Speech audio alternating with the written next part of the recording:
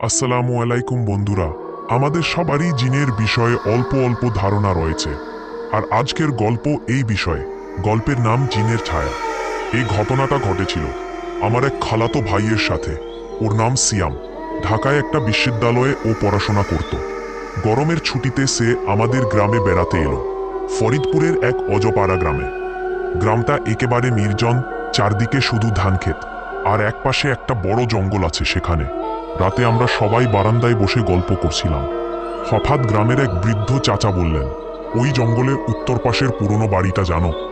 ওখানে রাতের বেলা কেউ গেলেই হারিয়ে যায়। ওটা জিনদের আস্তানা। সিয়াম খুব সাহসী টাইপের ছেলে ছিল। হাসতে হাসতে বলল, আমি তো এখনই যাচ্ছি, দেখি কে আসে। চাচারা অনেক নিষেধ করলেন, আমরাও নিষেধ করলাম অনেক, কিন্তু সিয়াম কারো কথা শুনল না। রাত তখন প্রায় 12:30। হাতে একটা টর্চ লাইট নিয়ে একাই বেরিয়ে গেল সে ওই পুরনো বাড়ির দিকে। প্রায় আধ ঘন্টা পর সিয়াম ফিরে এলো, কিন্তু ওর চোখ দেখে আমরা সবাই আট থেকে উঠলাম।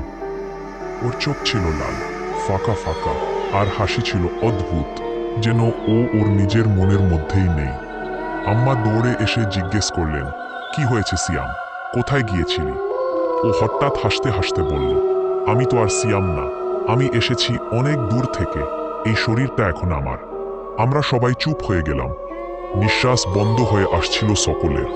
আর তারপর শুরু হলো অদ্ভুত কাণ্ডে। হঠাৎ করে সিয়াম ঘরের কোনায় বসে অচেনা ভাষায় বিড়বিড় করতে লাগলো, চাঁদের দিকে তাকিয়ে চিৎকার করে। একবার তো ছুটে বারান্দা থেকে লাফ দিতে চাইল। আমরা সাথে সাথে হুজুর ডাকালাম। গ্রামের মসজিদের এক মাওলানা সাহেব আসলেন। হুজুর এসে ওর কানের পাশে আয়াতুল কুরসি পড়া শুরু করলেন। তখনই দেখলাম সিয়ামের শরীরের চারদিকে হালকা ধোঁয়া ওঠার মতো কিছু একটা ঘোরাফেরা করছে। ঘরের বাতাস হিম হয়ে গেল। চোখের সামনে যেন কালো ছায়ার মতো কিছু নড়ছিল। হুজুর জোরে তিলাওয়াত করতে থাকলেন। সিয়াম একেবারে অস্বাভাবিক গলায় বলল, ওর শরীর ছেড়ে যাচ্ছি, কিন্তু আবার আসব, যখন ডাকবে না তখনও চলে আসব। এক বিকট আওয়াজ হলো। ঘরের দরজা এমনভাবে বন্ধ হলো যেন ঝড় এসে দরজা ধাক্কা দিয়েছে। তারপর সিয়াম জ্ঞান হারালো। পরের দিন সিয়াম কিছুই মনে করতে পারছিল না, শুধু বলেছিল, আমি সেই পুরনো বাড়িতে গিয়ে টর্চ জ্বালাই। হঠাৎ দেখি দূরে একজন সাদা কাপড় পরা মেয়ে দাঁড়িয়েছে। তার মুখ দেখা যাচ্ছিল না। তারপর আর কিছু মনে নেই।